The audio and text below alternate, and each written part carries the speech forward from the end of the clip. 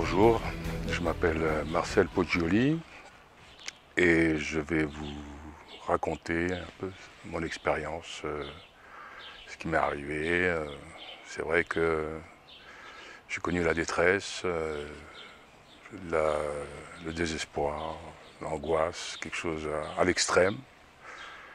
Mais bon, je vais dire aussi comment on peut effectivement s'en sortir d'une manière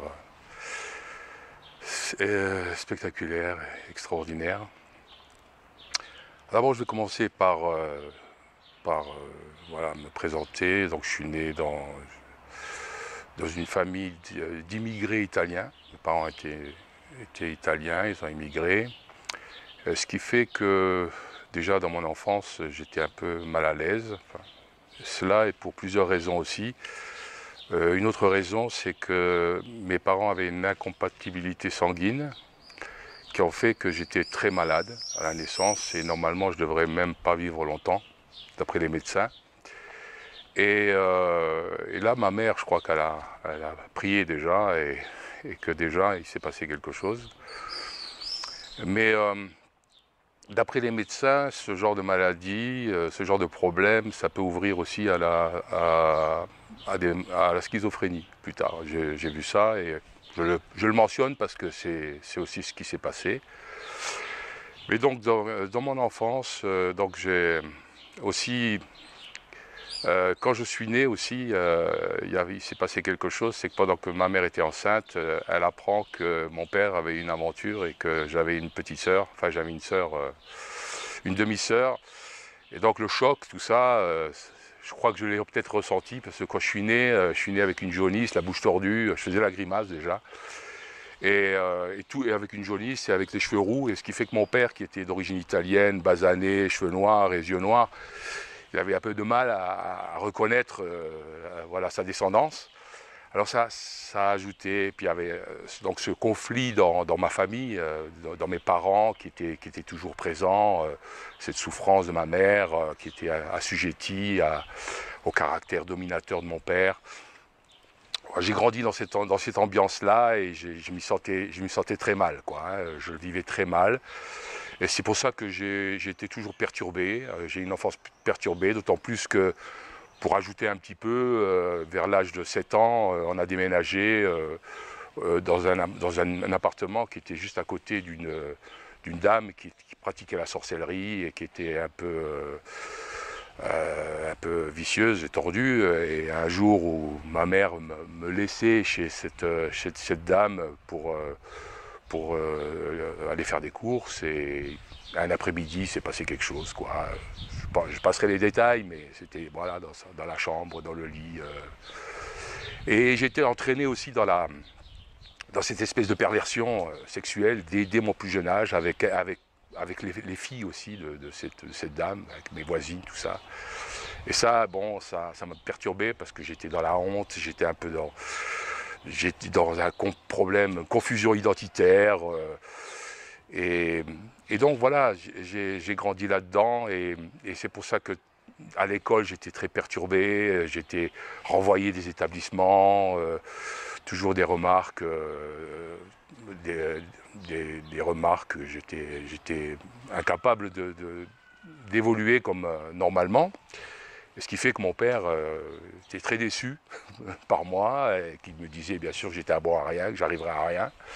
Donc j'avais aussi un petit frère qui était lui bronzé, avec cheveux noirs, yeux marrons, il ressemblait à mon père, à mon grand-père. Alors je crois que la fierté de mon père est plutôt passée chez mon frère. Et donc j'en ai souffert quand même. Et c'est pour ça que j'avais ce caractère-là. Et très vite, j'étais dans l'alcool et en sortir avec les copains. Et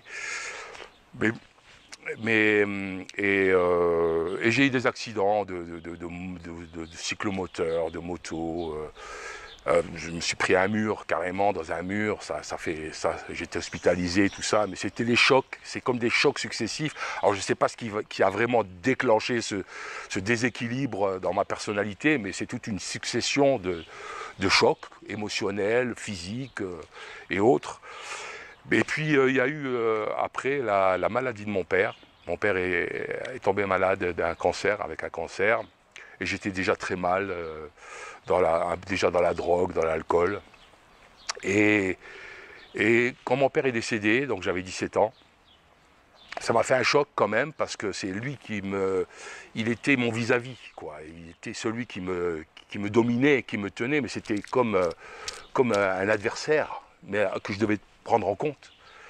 Et une fois qu'il n'était plus là, j'ai vu que j'étais libre.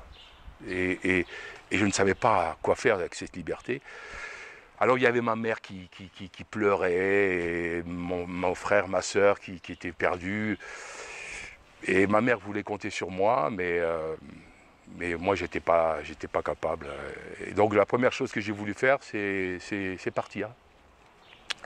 C'est partir, et donc j'allais voir un ami pour qu'on organise un départ avec mon cyclomoteur. Et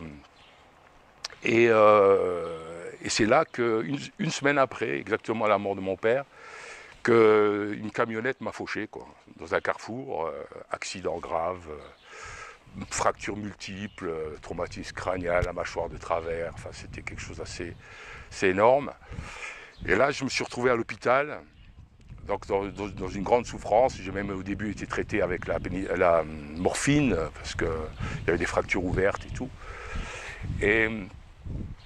Et là, effectivement, j'étais très secoué, parce qu'il y avait eu tout ça, il y avait eu la mort de mon père, et puis mon accident qui me montrait que j'étais confronté à la mort, quoi, que je pouvais mourir. Et donc, j'ai commencé à me poser des questions sur le sens de la vie, quoi. J'ai cherché une sécurité, j'arrivais plus à rebondir après ça, donc j'étais tout plâtré, la jambe plâtrée, une ceinture de plâtre, le bras, la mâchoire vissée, et j'étais cloué sur mon lit, et je me posais des questions, et là, à un moment donné, j'ai interrogé Dieu. Je me suis demandé, voilà, est-ce que Dieu existe, qui me parle, et j'ai une vision. J'ai une vision de deux mains qui échangeaient un livre. Et j'ai pensé à la Bible. Je me suis dit, tiens, j'avais jamais lu ça. Et puis, ma mère, j'ai demandé une Bible, elle m'a apporté les évangiles. Et puis, à un moment donné, un prêtre est venu me voir, qui m'avait vu avant avec des amis, et je lui posais des questions sur Dieu. Et lui, c'était un prêtre qui était plutôt dans le social. Alors, il me parlait d'une manière comme si j'étais traumatisé par l'accident, mais moi, j'avais des questions. Enfin, je me suis fâché, j'ai renvoyé le prêtre, j'ai renvoyé moi le bouquin, les évangiles. Je me suis dit, non, il faut que je trouve autre chose, j'invente autre chose. Et donc, mais après, je cherchais Dieu quand même. Je cherchais, je sentais que, voilà, il y avait quand même un mystère. Il y avait quand même, la vie devait avoir un sens. Sinon, il n'y avait pas de sens. S'il n'y avait pas de sens, ce n'était pas la peine de faire des efforts. Et quand je suis sorti d'hôpital, j'ai recommencé à me droguer, à réunir des gens, à poser des questions, et à philosopher. Mais je ne trouvais pas de réponse. Alors j'ai basculé dans la conviction que la vie n'avait pas de sens. Et donc, puisque ça n'avait pas de sens, j'allais faire n'importe quoi. Alors, c'était la drogue à outrance, c'était la dépravation, c'était le sexe, c'était n'importe quoi. Parce que je me disais, moi, ça ne m'amuse pas du tout, cette vie. Et donc, j'attends la mort, quoi, en quelque sorte. Et puis, au bout du compte, j'ai voulu accélérer même ce processus en me suicidant carrément, quoi. Voilà. Donc, comme je trafiquais la drogue, je prenais beaucoup de ce qu'on appelle les LSD, des acides, des speeds, des amphétamines, fumée bien sûr. Et donc là, j'avais plus d'une cinquantaine de doses, une soixantaine de doses d'acides.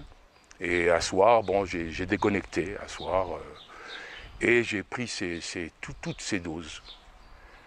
Et là, ça a été très très fort. Là, ça a été le voyage de ma vie, là. Bien sûr, tous mes amis se sont enfuis. Enfin, mes amis, c'était les copains et qui sont partis, sauf une fille qui est restée. C'est une amie à ma soeur qui est restée là. Et là, j'ai commencé à vivre une expérience très très forte. Très très forte. Alors, dans mon psychisme, dans mon esprit, je pensais que je pouvais exploser. Et comme annihiler ma vie, détruire l'essence même de ma vie en explosant dans le cosmos ou dans n'importe quoi. Et donc au début c'était bien parti parce que tout commençait à défiler, je commençais à sentir comme un feu d'artifice dans ma tête, des expériences très très fortes. Et puis mon cœur qui commençait à battre de plus en plus fort et je savais qu'il allait lâcher. Des fois même j'avais l'impression qu'il lâchait un peu, qu'il reprenait. Et puis j'ai vu ma vie défiler, ça a commencé, les images commençaient à défiler, des choses commençaient à venir, ça défilait, et là j'ai commencé à angoisser, je me suis dit, là il y a quelque chose qui tourne par rond, qui va pas.